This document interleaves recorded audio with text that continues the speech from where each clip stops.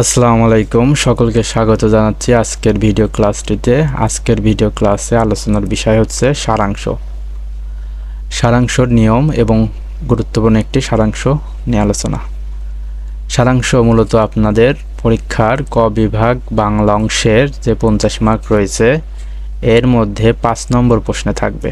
এখানে একটি মাত্র সারাংশ লিখন প্রশ্ন থাকবে, কোনো বিকল্প প্রশ্ন থাকবে না, যার মার্ক হচ্ছে 10।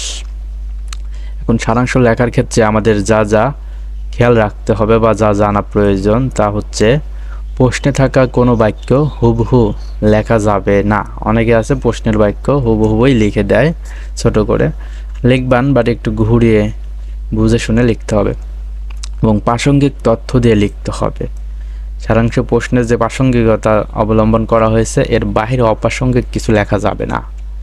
এবং কতটুকু লিখবেন সেটা হচ্ছে আপনি সর্বনিম্ন 3 বাক্য এবং সর্বোচ্চ 5 বাক্যের মধ্যে সারাংশ লেখনটা শেষ করবেন। অনেকে মনে করতে পারে 10 মার্ক মাত্র 3 বাক্য লিখব কেন? আসলে বাক্যের সংখ্যা যখন আপনি বাড়াবেন তখন মার্ক কিন্তু কমতে থাকবে। তো যত ছোট করে লেখা যায় সারাংশের ক্ষেত্রে তত মার্কও বেশি পাবেন এবং প্রাসঙ্গিক কথার মধ্যে লেখা শেষ করবেন। আশা করি বুঝতে পারছেন।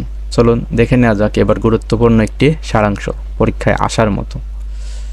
এটা হচ্ছে, দেখুন যে একটি সারাংশ হচ্ছে, সময় ও স্রোত কারো জন্য অপেক্ষায় বসে থাকে না, চিরকাল চলতে থাকে। সময়ের নিকট অনুনয় করো, একে ভয় দেখাও, ভ্রুক্ষেপও করবে না।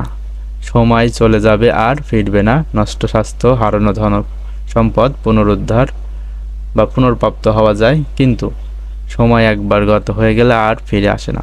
গত সময়ের জন্য অনুশোচনা করা নিষ্ফল, যতই কাঁদো না কেন গত সময় কখনো ফিরে আসবে না। দেখুন এই বাক্যের যে অ্যান্সারটা সেটা এখানে আমরা প্রায় 3 থেকে 4 বাক্যে শেষ করা হয়েছে এবং ছোট করে লেখা। তাহলে এখানে বলছে নদীর গতির মতোই সময় সদা বহমান। দেখুন এখানে কোনো বাক্য রিপিট করা হয় নাই, জাস্ট একটু আলাদা করে লেখা হয়েছে। কোনো শক্তিই পারে না সময়কে ধরে রাখতে, হারিয়ে যাওয়া সম্পদ পুনরুদ্ধার করা সম্ভব, কিন্তু গত হয়ে যাওয়া সময়কে ফিরে পাওয়ার উপায় নাই, সেজন্য সময়ের সাধনা করা উচিত। কত সুন্দর করে লেখা। তাহলে এখানে কোনো বাক্যই রিপিট হয় নাই, কিন্তু এই সারাংশ প্রশ্নে যা আছে তাই কিন্তু এখানে তুলে ধরা হয়েছে। তো এভাবেই আপনারা চেষ্টা করবেন লিখতে। এখন প্রশ্ন আমরা কি বইগুলো হুবহু লিখবো? হ্যাঁ, বইটা যদি কমন পড়ে যায় পড়তে পারেন, তাহলে আপনার চিন্তা ভাবনা করা লাগবে না, লিখবেন। আর যদি বাইরেও আসে তাহলে আপনি কি নিজের মতো করে বানিয়ে প্রাসঙ্গিকতা অবলম্বন করে লিখবেন। কিন্তু একটা জিনিস খেয়াল রাখবে যেন 3 থেকে 5 বাক্যের মধ্যেই শেষ করতে পারেন। ওকে, থ্যাংক ইউ ভিডিওটি দেখার জন্য। পরবর্তী ভিডিওতে অন্য কিছু নিয়ে হাজির হব। ততক্ষণ সবাই ভালো থাকবেন। আসসালামু আলাইকুম।